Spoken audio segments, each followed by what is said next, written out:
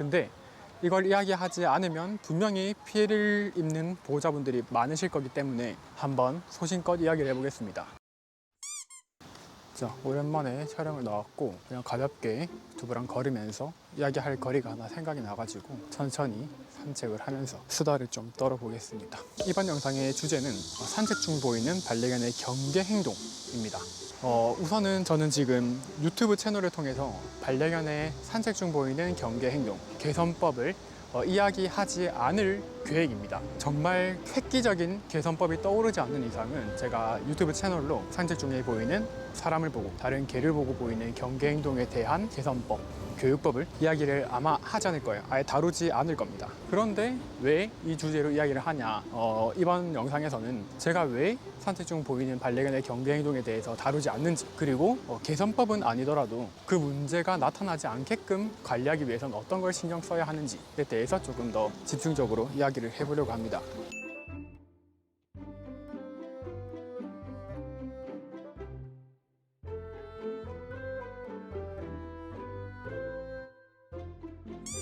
자, 먼저 제가 왜 이 산책 중에 보이는 반려견의 경계 행동을 다루지 않느냐, 솔직히 너무 어렵기 때문이에요. 그러니까 이 문제를 개선하기 위해서는 정말 많은 정보가 필요하고 많은 노력이 필요합니다. 솔직히 보호자님들이 스스로 그냥 영상을 보고 따라하기만 해도 개선을 할 수 있는 그런 개선법을 제가 도저히 유튜브로 알려드릴 수가 없을 것 같아요. 새로운 교육법을 고안을 해보고 또 다른 전문가분들의 교육도 좀 참고를 해보려고 했는데, 다른 전문 트레이너분들, 전문 훈련사분들의 영상도 한번 찾아봤어요. 어떻게 어떤 것들을 강조를 하시는지, 어떤 획기적인 방법으로 이 문제를 개선하라고 알려주시는지. 솔직히 말씀드리면 그렇게 기발한, 정말 획기적인, 정말 효과적인, 정말 많은 보호자분들께, 정말 많은 반려견에게 모두가 효과를 볼 수 있는 그런 개선법을 다룬 전문가분들은 솔직히 없었습니다. 제가 웬만하면 다른 전문가분들의 이야기를 최대한 안 들으려고 하는데, 이 산책 중 보이는 경계 행동에 대해서는 저도 더 많은 정보가 좀 필요하겠다 싶어가지고 한번 찾아봤었어요. 그럼에도 불구하고 딱히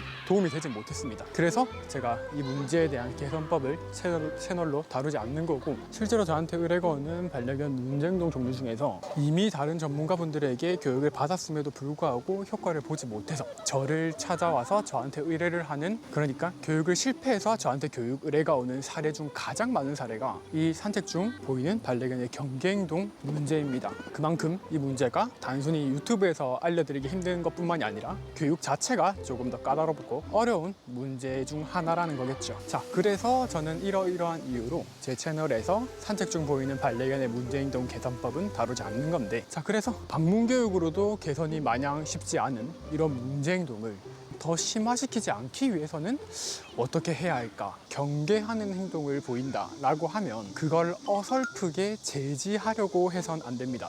우리는 흔히 반려견이 돌발적인 행동을 하면 그 순간에 보호자는 대처를 해야 하겠죠. 순간적으로 제지를 한다거나, 조금 강압적이긴 해도 아예 제압을 한다거나, 또는 그 상황을 회피를 한다거나, 뭐 이런 대처를 하게 되는데, 많은 보호자님들이 우리 반려견이 다른 대상을 보고 달려들려고 하고 짖기도 한다, 그랬을 때 어설프게 제지하는 경우가 굉장히 많아요. 반려견의 리드줄을 비효율적으로 당긴다든지, 반려견을 심지어 안아준다든지, 반려견의 이름을 부르며 안 돼라는 말을 하며 반려견을 제지한다든지, 이런 어차피 효과가 없는 비효율적인 제지를 하는 보호자님들이 정말 많아요. 비효율적인 대처는 하지 않는 게 좋습니다. 그 상황에서 개선을 하기 위한 대처가 아니라 그냥 가장 부작용이 적을 만한 대처를 하는 게 좋아요. 주로 부작용이 적은 대처는 그 상황을 빠르게 피하는 겁니다.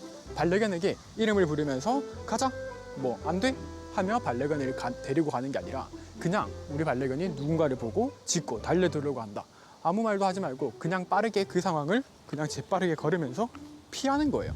벗어나는 거예요. 그게 현실적으로 그 문제를 더욱 심화시키지 않는 가장 좋은 대처법입니다. 많은 보호자님들이 대처와 동시에 그걸 교육이라고 생각해서 우리 반려견이 짖고 있네? 줄을 강하게 당겨서 지금 당장 우리 반려견이 경계하는 행동도 하지 않게 하고 앞으로도 이 경계 행동을 하지 않도록 교육을 해야겠다 라고 생각해서 그런 잘못된 대처를 하시는 분들이 계신데, 그런 잘못된 대처는 하지 않는 게 좋습니다. 거의 대부분 개선 효과는커녕 그 문제가 더 심해지는 부작용만 겪기 때문에 하지 않기를 굉장히 강력하게 권장해 드립니다. 그리고 그렇게 부작용을 최소화하는 대처를 하면서 동시에 전문가에게 도움을 받아서 최대한 체계적인 교육 계획을 세워서 우리 반려견이 차근차근히 그 문제가 개선될 수 있도록 여러 차례의 교육을 받아보시는 것이 가장 좋은 방법이겠죠. 그리고 다음 이건 사실 조금 이야기하기가 조심스럽긴 해요.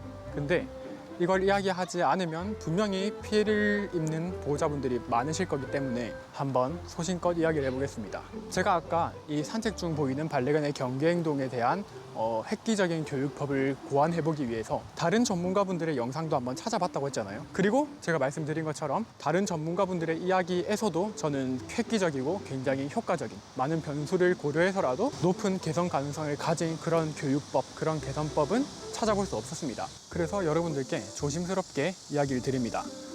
유튜브를 통해서, 글을 통해서, 이런 온라인 매체를 통해서 반려견의 산책 중 보이는 경계 행동을 개선하려고 하지 않으시길 권장합니다. 이런 공격성 행동과 경계성 행동 같은 경우에는 이러한 문제를 개선하기 위해 무언가를 시도하게 되면 딱 두 가지 반응이 나타나요.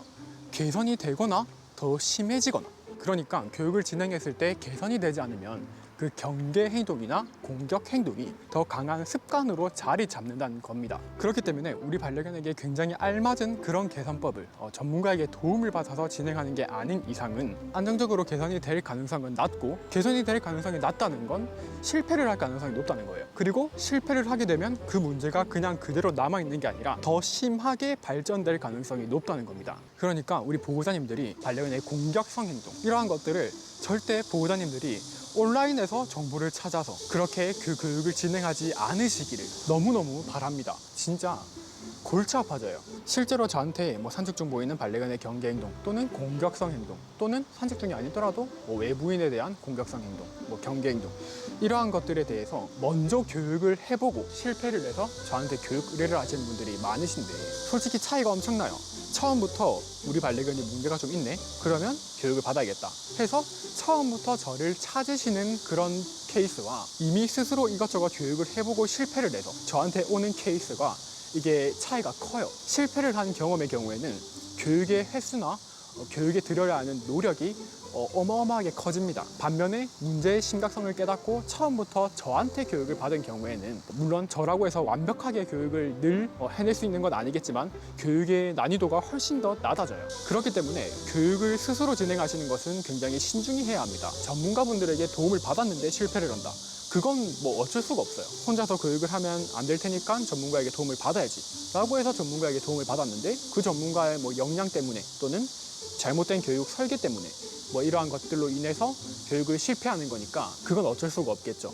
여러 가지로 안타까운 부분인데, 최소한 보호자님들이 직접 그 문제를 개선하기 위해서 이것저것 하다가 실패를 하지 않기를 저는 간절히 바라기 때문에 웬만하면 우리 반려견이 공격성 문제를 좀 가지게 될 것 같다, 또는 낌새가 보인다, 경계성 낌새가 보인다, 그러면 그건 그냥 처음부터 전문가에게 도움을 받아보시길 바랍니다. 전문가에게 도움을 받으실 때에도 최대한 노련하고 많은 교육 횟수가 있으며 많은 개선 케이스가 있는 그런 전문가분들께 받으시는 게 당연히 가장 좋겠죠. 요즘에 보면은 행동교정사 매칭 어플도 있어요. 훈련사 매칭 어플 이런 게 있거든요.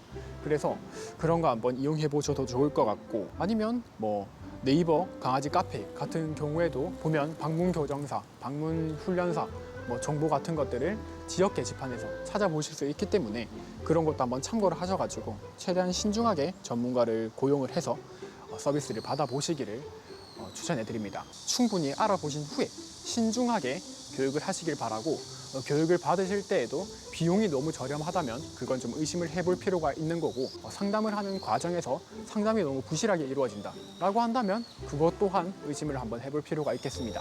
그렇게 한번 진행을 해보실 수 있길 바라고, 자, 우선 제가 하려고 했던 이야기는 여기까지입니다. 제가 워낙에 이 주제로, 산책 중 보이는 반려견의 경계행동, 이 주제로 참 많은 생각을 했어요. 어떻게 해야 유튜브에서 이 문제를 조금 그래도 최대한 많은 가능성을 열어두고 보호자분들께 좋은 개선법을 안내 드릴 수 있을까, 진짜 많은 고민을 해봤는데 이게 제 역량 부족인 건지 현실적으로 너무 어렵더라고요.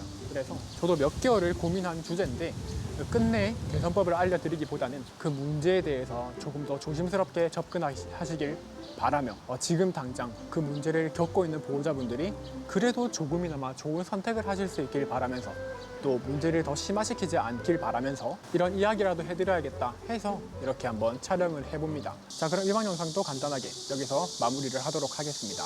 다음에 또 소소하게 할 이야기가 생각이 나면 한번 이렇게 다뤄보겠습니다. 혹시 제가 영상으로 조금 다뤄주길 바라는 그런 문제행동이나 반려견 관련 내용이 있다면 댓글이나 메일이나 DM을 통해서 요청해 주세요. 제가 모든 걸 다 다루지 못하더라도 다루기 너무 어렵지 않은 주제의 요청이 들어온다면 제가 한번 이렇게 소소하게나마 다뤄보도록 하겠습니다. 그러면 이번 영상은 여기까지입니다.